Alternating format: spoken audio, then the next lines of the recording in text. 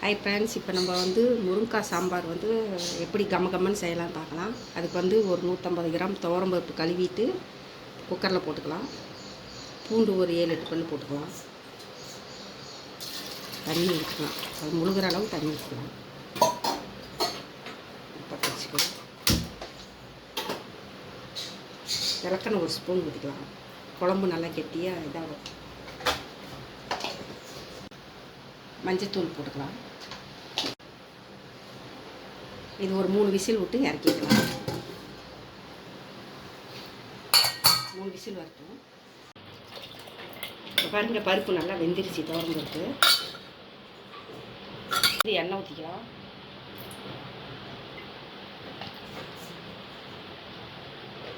கடுகு போட்டுக்கலாம். வெந்தயம் கொஞ்சம் போட்டுக்கலாம். சீரகம் கொஞ்சம் போட்டுக்கலாம்.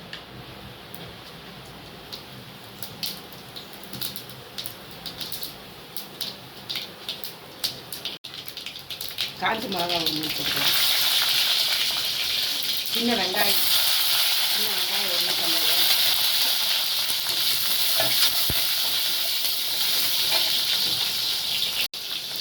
கருவேப்பிலை கொஞ்சம் போட்டுக்கலாம். சாம்பார் நல்லா டேஸ்ட்டாக இருக்கும். இப்போ முருங்கைக்காய் போட்டுக்கலாம்.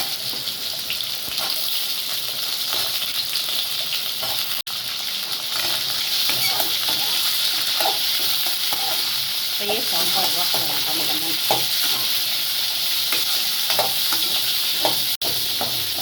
கொஞ்சம் வதக்கிட்டு கொஞ்சம் 10 நிமிஷம் வதக்கிட்டு தக்காளி போட்டுக்கலாம்.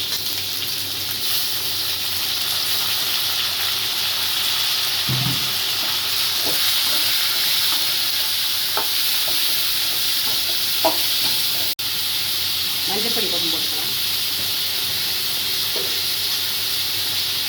மிளகாத்தூள் 1 ஸ்பூன் போட்டுக்கலாம். மல்லித்தூள் 1 ஸ்பூன்.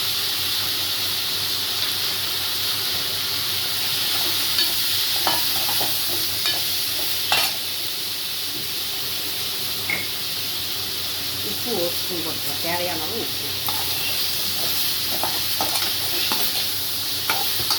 இந்த மாதிரி சாம்பார் வச்சால் சூப்பராக இருக்கும். டேஸ்ட்டாக சூப்பராக சாப்பாட்டில் போட்டு கிடைச்சா அப்படின்னா நல்லாயிருக்கும். இப்போ வேக வச்ச பருப்பு இதுலேயும் இருக்குது.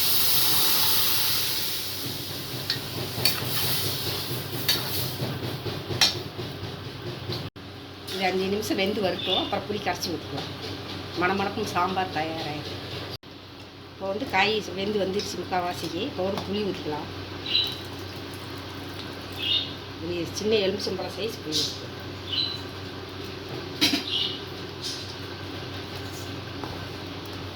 ஒரு 3 நிமிஷம் கொதிச்சா சாம்பார் ரெடி ஆகிடும்.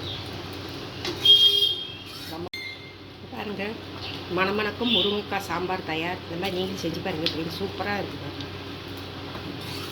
நல்லா சாம்பார் ரெடி ஆகிடுச்சு. இந்த மாதிரி நீங்களும் செஞ்சு பார்த்துட்டு எப்படி இருக்குதுன்னு சொல்லுங்கள். அடுப்பு ஆஃப் பண்ணிடலாம். எப்படி இருக்குதுன்னு சொல்லுங்கள். மணமணக்கும் சாம்பார். யாராவது கெஸ்ட்டு வராங்கன்னா இந்த மாதிரி சாம்பார் வச்சு கொடுத்தீங்கன்னா ரொம்ப சந்தோஷப்படுவாங்க. பரவாயில்ல, சாம்பார் நல்லாயிருக்கு. முழுசாக வெங்காயம் போட்டு வச்சிங்கன்னா இன்னும் சூப்பராக இருக்கும். சின்ன வெங்காயம் போட்டு சாம்பார் வச்சா சூப்பராக இருக்கும். இது மாதிரி செஞ்சு பார்த்துட்டு எப்படி இருக்குதுன்னு சொல்லுங்கள்.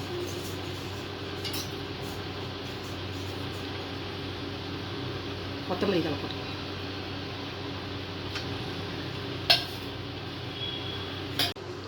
இந்த மாதிரி ரெடி பண்ணி பார்த்துட்டு எப்படி இருக்குதுன்னு லைக் பண்ணுங்கள், சப்ஸ்கிரைப் பண்ணுங்கள். வாங்க சாப்பிட்லாம். பாய்.